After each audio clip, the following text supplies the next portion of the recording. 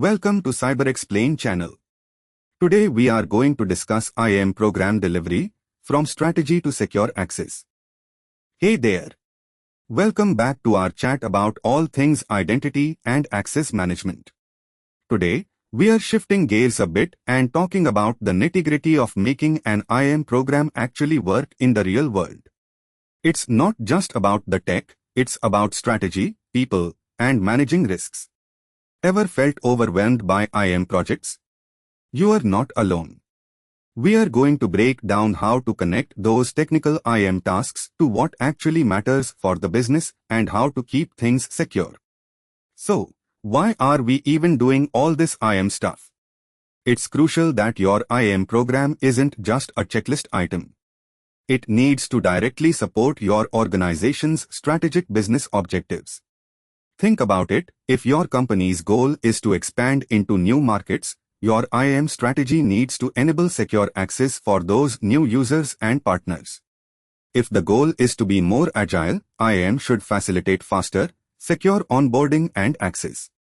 When IAM deliverables are tied to these larger goals, everyone sees the value and investment makes sense.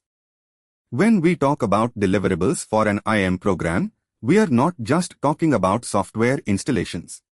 We are talking about concrete outcomes that help achieve those strategic objectives. This could be a streamlined user onboarding process that gets new hires productive on day one, a robust multi-factor authentication (MFA) system that significantly reduces account takeover risks, or a clear audit trail that ensures compliance. Each of these directly contributes to goals like increased productivity, reduced risk, and better compliance. Let's think about who benefits from all this IAM work. For end users, it means easier, faster, and more secure access to the tools they need to do their jobs. No more forgotten passwords every other day. For application owners, it means less time dealing with access requests and more confidence that only the right people have access to their apps. And for administrators, it means less firefighting and more strategic work, thanks to automation and clearer processes.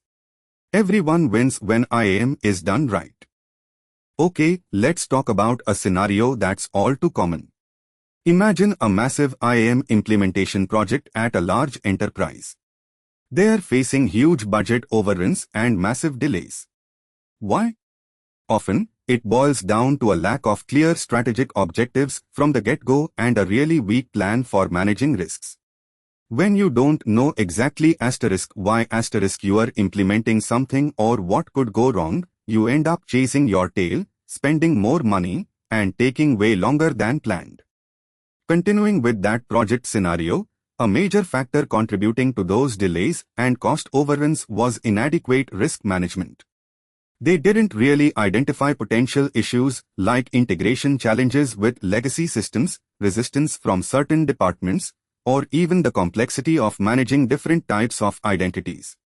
Without proactively identifying and planning for these risks, every little problem becomes a major roadblock, blowing up the budget and timeline.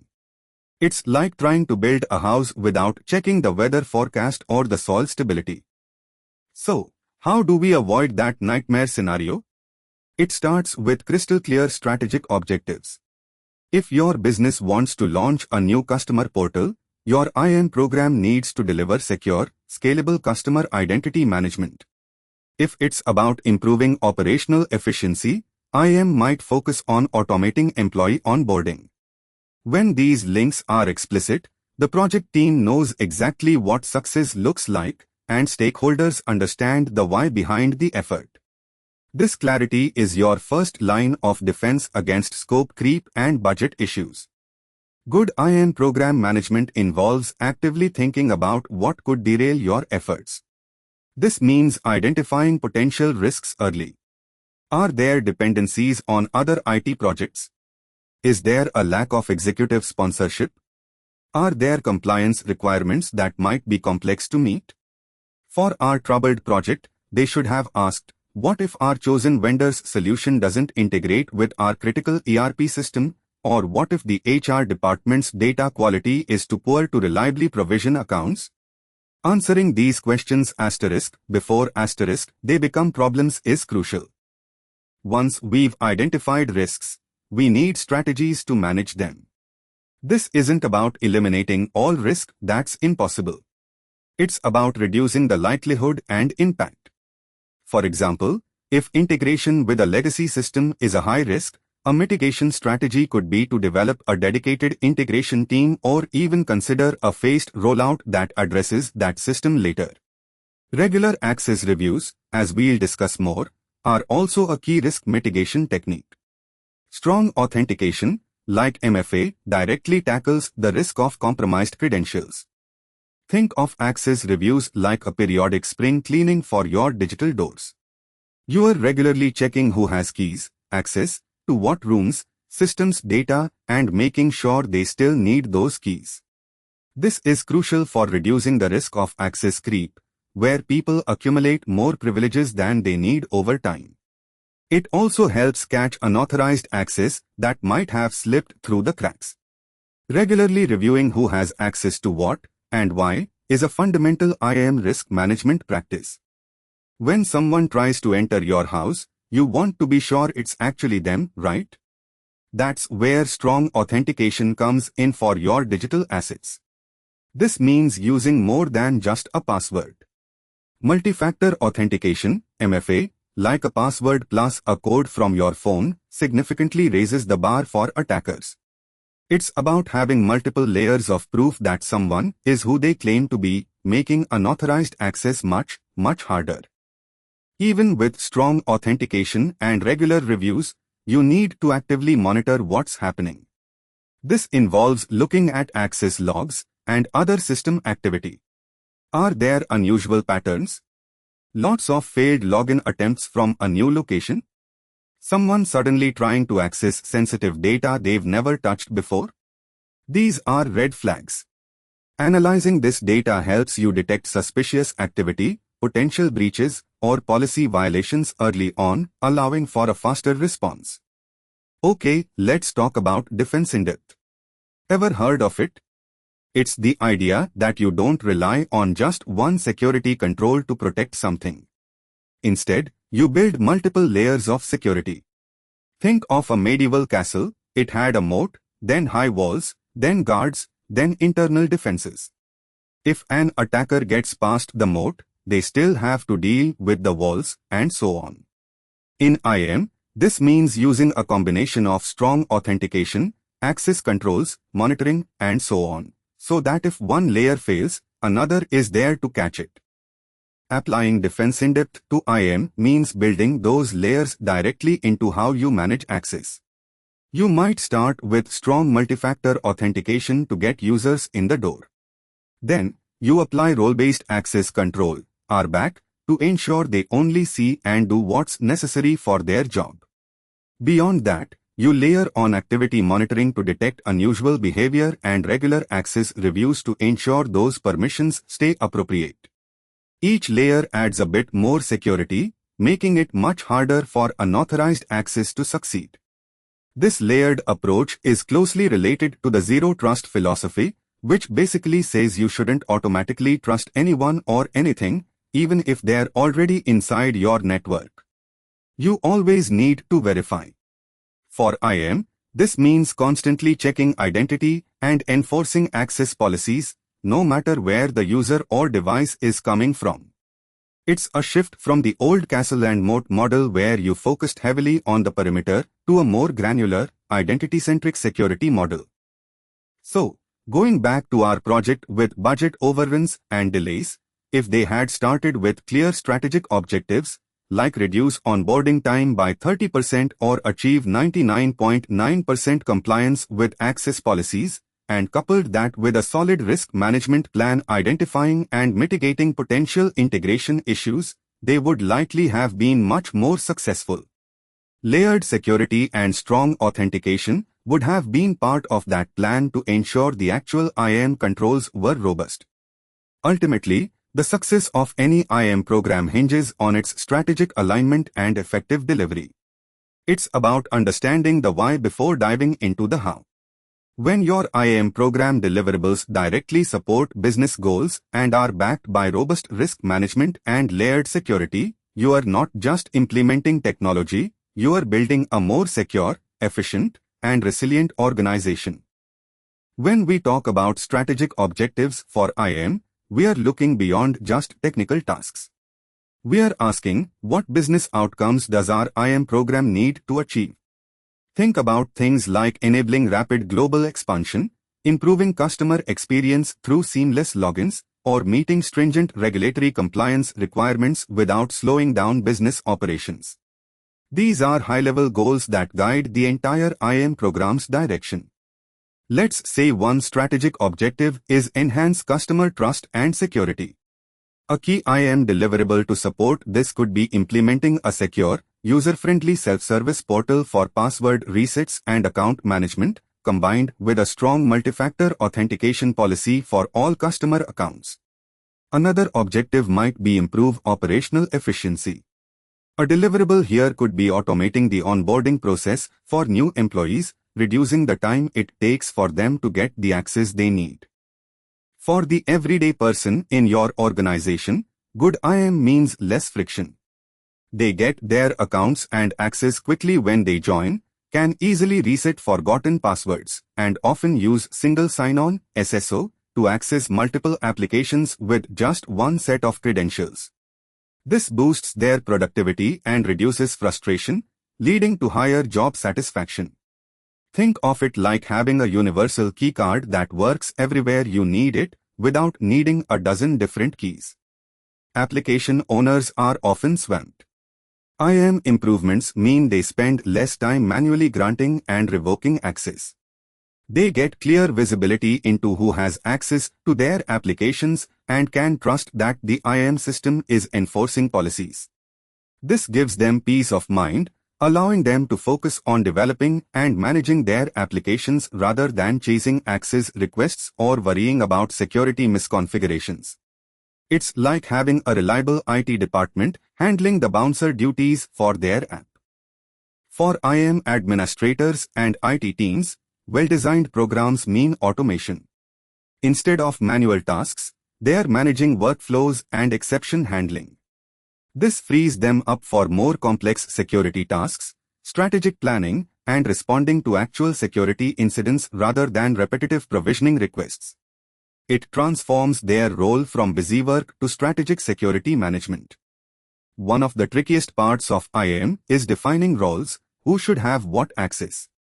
Role mining is a process that uses tools to analyze existing access patterns and suggest optimized roles.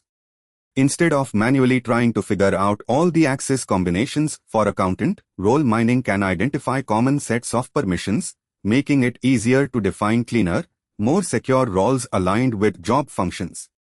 This is a huge step away from just cloning existing permissions. Manual access requests and approvals are a huge bottleneck and a source of errors. Automating these workflows is critical. Think of it like an online shopping cart. You add items, it calculates total, you check out. In IAM, this means an automated system for requesting, routing for approval, and then provisioning access. This ensures consistency, speeds up the process, and provides an audit trail of every step, drastically reducing delays and errors. Identity analytics is like having a detective for your user data. It goes beyond simple logs to analyze user behavior, identify anomalies, and assess risk. For example, it can flag an account that suddenly starts accessing unusual resources or at odd hours. This behavioral analysis helps detect insider threats or compromised accounts much faster than traditional methods. It's crucial for proactive risk management. As we touched on, regular access reviews are non-negotiable. This means managers or designated approvers periodically review the access their team members or users of their systems have. This isn't a one-and-done activity, it's ongoing. It's about ensuring that as roles change or people leave, their access is adjusted or revoked promptly. Tools can help automate the discovery and reporting for these reviews, making them much more efficient. This is fundamental. Moving away from single-factor authentication, just a password, to multi-factor authentication, MFA, is one of the most impactful security improvements you can make. Whether it's using biometrics, a hardware token, or a code sent to a mobile device, adding that extra layer of proof makes it significantly harder for attackers to compromise accounts. Implement MFA for all privileged accounts and sensitive applications as a baseline. You can't manage what you don't measure. Comprehensive logging of authentication events, access attempts, and system changes is vital. But logs alone aren't enough. You need to actively monitor them. This involves setting up alerts for suspicious activities, like repeated failed logins or access to sensitive data outside normal hours. This proactive monitoring helps detect issues before they become major breaches. Remember our layered security analogy? In IAM, defense in depth means not just controlling who gets access, but also what they can do once they're in. This involves implementing granular permissions, segregating duties so no single person can complete a critical process alone, and having strong policies for privileged account usage. It's about building multiple barriers to stop threats. Let's say an employee needs access to financial data. Layered IAM might look like this: 1. Strong MFA to log into the network. 2. Role-based access, example, financial analyst role, that only grants access to the finance application. 3. Within the application, they can only view specific reports, not modify them, least privilege. 4. All their actions are logged. 5. Their access is reviewed quarterly. Each layer reinforces security. It all ties together, doesn't it? Your strategic objectives define what you need to achieve. Risk management identifies what could go wrong and how to prevent it. Effective program delivery, using tools like role mining and workflow automation, is how you build the solution.